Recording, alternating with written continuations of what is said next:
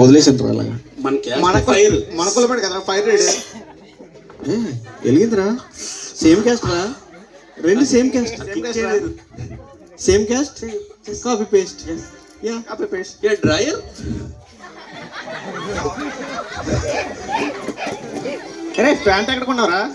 ఏ Fanta మనకోళ్ళ పడి దగ్గర డ్రైయర్ ఏ సేమ్ కాపీ పేస్ట్.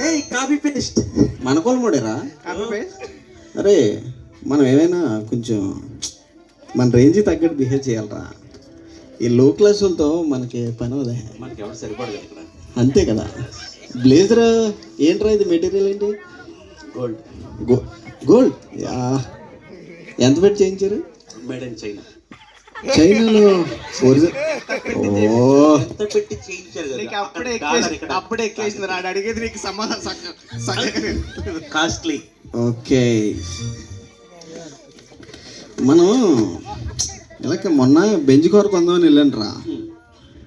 కొందామని వెళ్తే అటు మరీ చీప్గా 2 కోట్లు 3 కోట్లు అంటాడేంట్రా. చీప్ అది. ప్యాంట్లు అంటలేదా? మనకున్న అప్పు ముందు అది ఎంత అనిపించింది అసలు. చీప్ డెడ్ బాగా. ఏంట్రా సరే కానీ ఈ మధ్యన నువ్వేంట్రా అసలు కనపట్లేదు. కనబడ్డా కదా, మన అమెరికా వెళ్ళాను టిఫిన్ చేసి వద్దాం. ఓకే. ఏ ఇటు మన కొలముడు కదరా. అప్పుడు కలిసి చదువుకున్నావు కానీ ఇప్పుడు మనం వేరు కదా. కలిసి చదువుకోవచ్చు కానీ క్యాస్ట్ వేరు నీకు. చదువుకున్నాం కదా. Lower caste. ఏంట్రా ఈ నీ మీద చేయడం ఏంట్రా? నువ్వు వెళ్ళరా ఆయన దగ్గరికి. నువ్వు కొట్టలేవాడిని, నువ్వు కొట్టలేవా? నువ్వు కొట్టలేవేంటండి? నువ్వు కొట్టలేవా? నువ్వు కొట్టలేవా? ఆడు తక్కువ కొలముడు రా, కొట్టలేవా నువ్వు? రే ఆ పశువు నీళ్ళే ఉండరా. అరే ఆడు తక్కువ పొలం రాడిది. బ్లేజర్ పాడే పాడేది.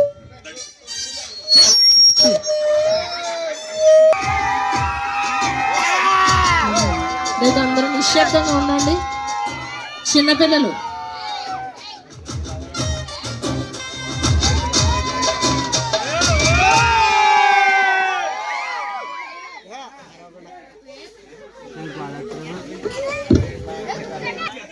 హాయిరా. హాయిరా బా, ఎలా ఉన్నారా తమ్ముడు? ఈ మధ్యన రే బాబు, రే నాన్న కూర్చోండి ఎక్కడ చోట. అలా దడిగట్టినట్టు కూర్చోండి. ఎలాగమ్మా కూర్చోండి కూర్చోండి. మనకేం బాగాలేదురా. కూర్చో లోపల కొనండి. అంతే తీసే నువ్వు వేసేద్దాం. కాస్ట్లీరా. అబ్బో దాని అంగ చూస్తే లాగేస్తున్నారు బాబా. తీరా నువ్వు ఓపెన్ చేసి బాగా బాగా పంచుతావు.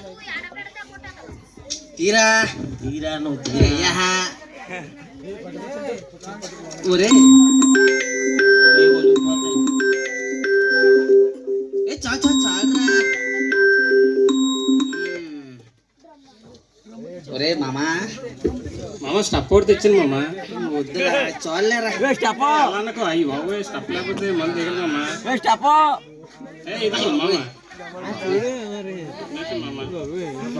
అట్టుకొని తెలిసి నోట్లు పెడుతున్నా. నేను ఒక విషయం మాట్లాడాలని అనుకుంటున్నాను రా. చెప్పరా బా. ఇదిగో మామ, నీకంటే ఎక్కువ ఈ పొండి ఇదిగా పెట్టాలి బాబా. నువ్వు నేను తినరా, ఇప్పటికే ఓవర్ అయిపోయినా. ఒరే నేను ఒక విషయం మాట్లాడాలని అనుకుంటున్నాను రా. చెప్పరా. నాకు చాలా నుంచి ఒకటే బాధరా. ఏంటిది నీ బాధ? నా మనసు బాగలేదు. మనసు బాగుతో ముందేసారా బా? ముందు వేసాను కదరా. ఫుల్గా వేసి వెళ్ళాలి. పండగ తాగుతా మేము తాగేమిలేతే నువ్వేసి వెళ్ళడానికి బాగా ఒంటి గోళ్ళు బాగా బాగున్నాయి. రారా. చాలా గోడకుండా కనిపిస్తుంటున్నా మామ ముందా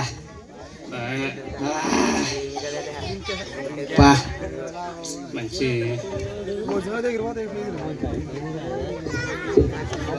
ఈ మధ్యలో ప్రతి ఓడు బాగా సువార్తని బాగా ఇంటింటికి ఊరు తిరుగుతున్నారు ఈ మధ్యలో. వద్దకు రమ్మని అది ఎవడో మొదలెట్టాడు రా. రండి ఆ మాట వింటే నాకు సోములో సీసం పోసుకున్నట్టు భయ. మరీ దారుణంగా లేరా? ఈ సువార్త చేసి వాళ్ళు ఏంటంటే మనకు వచ్చి పేటల్లో ఈదులో ఇంటింటికి తిరిగి బా, అయ్య బాబోయ్ నాశనం చేసేస్తున్నారా, మార్చేస్తున్నారా పాప.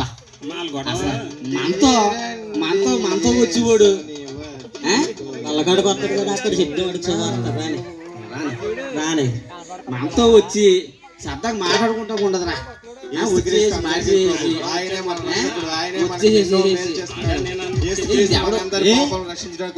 లోకానికి వచ్చాడు, మన పాపాలను రక్షించడానికి. ఎవడు మన దగ్గరికి వచ్చాడు మనతో మాట్లాడుతుంటేనా? అయ్యా ఒరే బాబు ఒకసారి ఆగు, ఒకసారి ఆగు నువ్వు. కోసం యేసుక్రీస్తు ఈ లోకానికి మీ అందరి కోసం వచ్చాడు అయ్యా. మనందరం పాపాలను క్షమించడానికి యేసుక్రీస్తు ఈ లోకానికి వచ్చాడు అయ్యా. ఆగు, రెడీ. ఏ ఆగు ఆగు. యేసుక్రీస్తు మనందరి పాపాలను మీ అందరి పాపాలను రక్షించడానికి ఈ లోకానికి వచ్చాడు అయ్యా. ఒరే బాబు ఎలా రా? మీ అందరి పాపాలను రక్షించడానికి ఎలా రా? యేసు మనందరి పాపాలను రారా. మత్తి సువార్త, యోహాను సువార్త, ఏ సువార్త? ఏయ్ రా, ఆగు. ఒకసారి ఎలా రా బాబు? ఒరే గొర్రె బాబు ఎలా రా? యేసు ప్రభువు మీ అందరి పాపాలను రక్షించడానికి ఈ లోకానికి వచ్చాడు. మనందరం ఈ లేఖనమే చెప్తుందండి. అవునా? ఏ లేఖనం? బైబిల్ అనే లేఖనం చెప్తుందండి. బైబిల్ లేఖనమా? ఇప్పుడు శుభలేఖనమా? ఇప్పుడు నువ్వు మారావని నీ దగ్గర నువ్వు పెట్టుకో, అర్థమైందా? మమ్మల్ని వచ్చేసి మమ్మల్ని చెడగొట్టుకో, అర్థమైందా? మా ఊళ్ళో అందరూ దూరం చేసేది నువ్వేరా? అర్థమైందా? దరిద్రుడా. ఏయ్, ఛీ!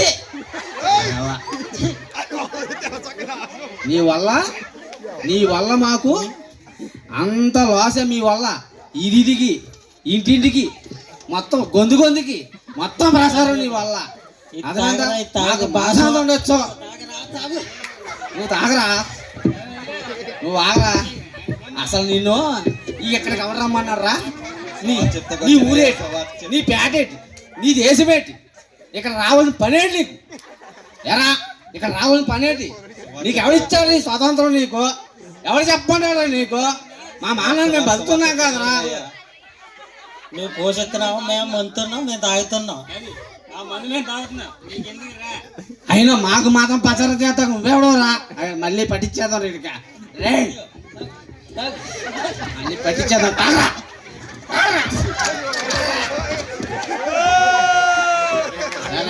రైట్.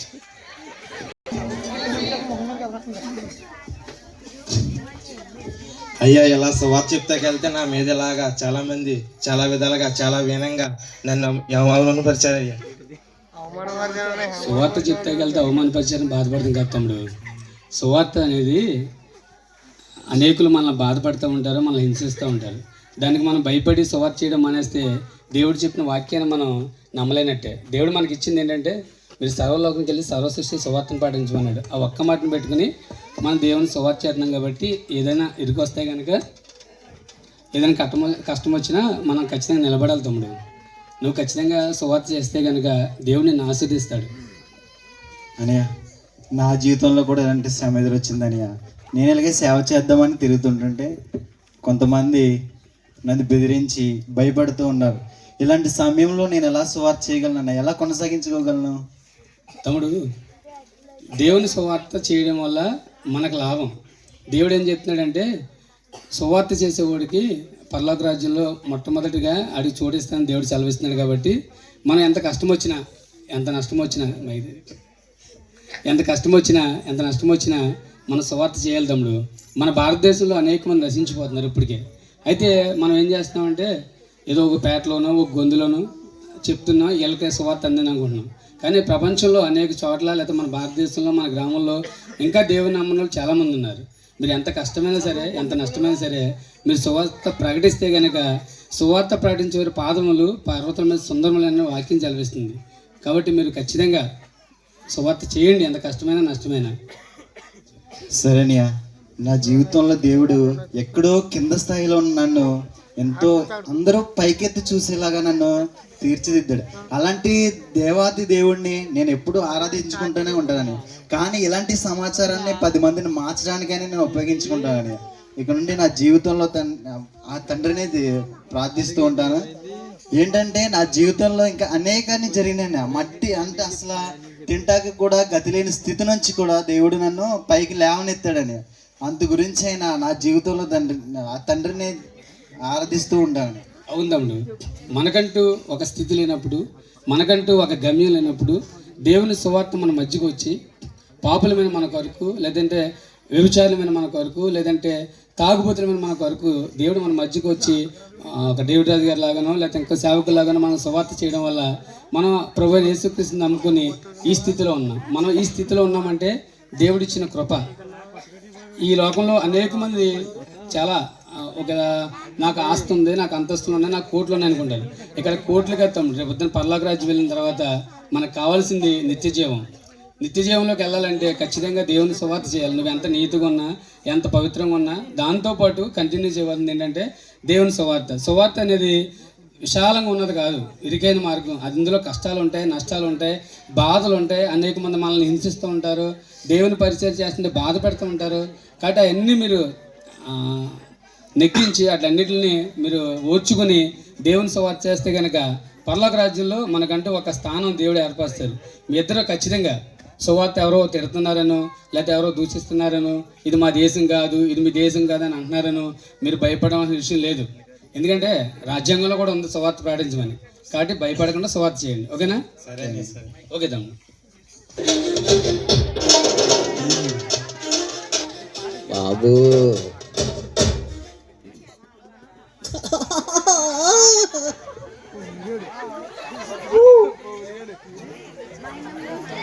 బాబు అయ్యా బాబు అయ్యా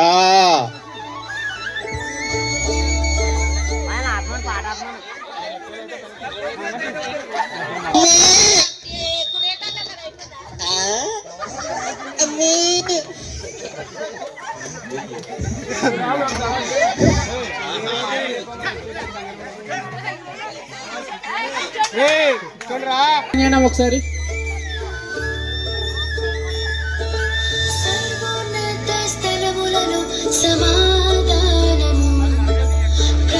లైట్ అంటే ఆఫ్ చేయండి ఒకసారి.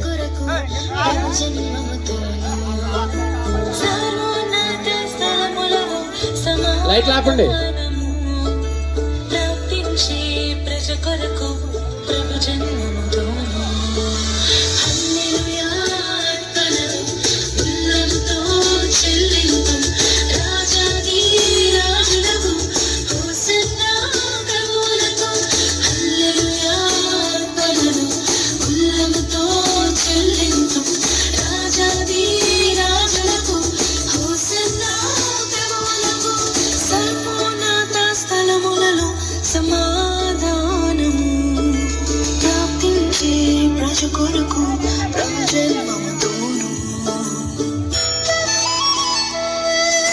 హలో భాస్కర్ గారు, ఇది ఎదురండి.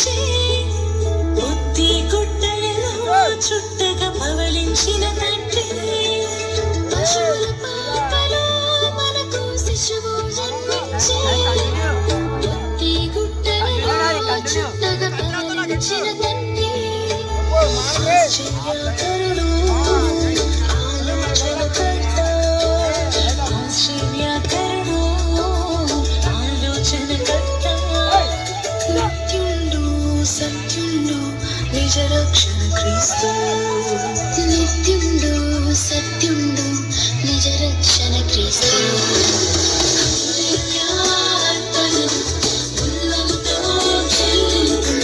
రాజాది రాజులకు హోసన్నా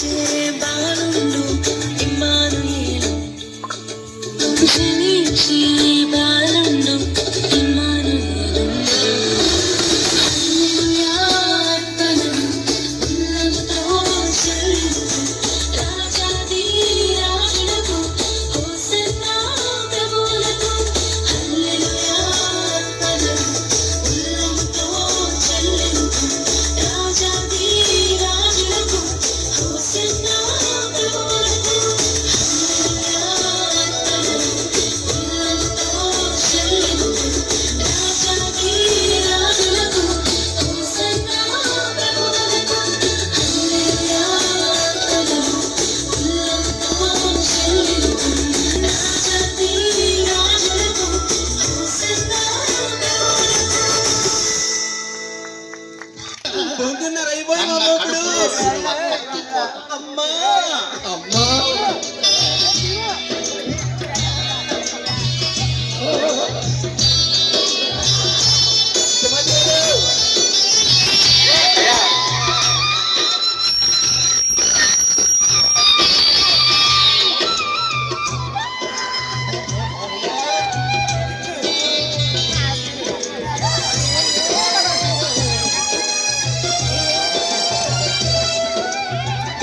కులపిచ్చోని కళ్ళు లేని కబూదిని మతముచ్చోని మతి లేని ఉన్నాదిని ప్రభుదేవా పరలోక రాజా నీ రాజ్యములో నన్ను చేర్చుదేవా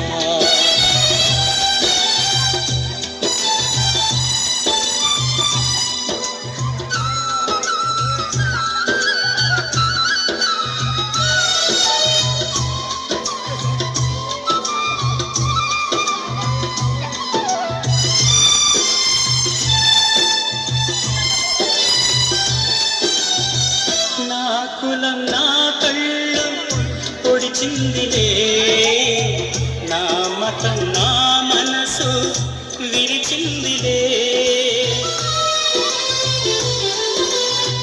నా కులం నా కళ్ళు పొడిచిందిలే నా మతం నా మనసు విరిచిందిలే కులముత కల్పనయే మతమొక మతి భ్రమయే కులవలి మత బలి మోసం మోసమే కుల పిచ్చోని కళ్ళు లేని ప్రబోధిని మతముచ్చోని నేను మతి లేని ఉన్మాదిని ప్రభుదేవా పరలోక రాజా నీ రాజ్యములో నన్ను చేర్చుదేవా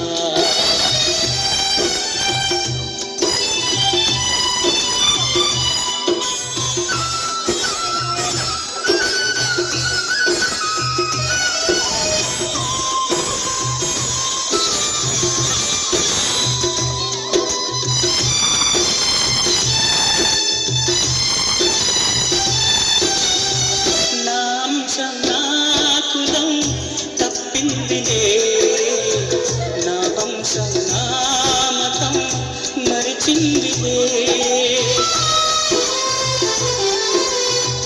నా అంశం నా కులం తప్పిందిలే నా వంశం నా మతం మరిచిందిలే పుట్టుకలు లేని కులం బ్రతుకులు ఎందుకులే మరణములో రాని మతం మోక్షములో లేదే కుల పిచ్చోని కళ్ళు లేని కబోధిని మతముచ్చోని నేను మతి లేని ఉన్మాదిని ప్రభుదేవా పరలోక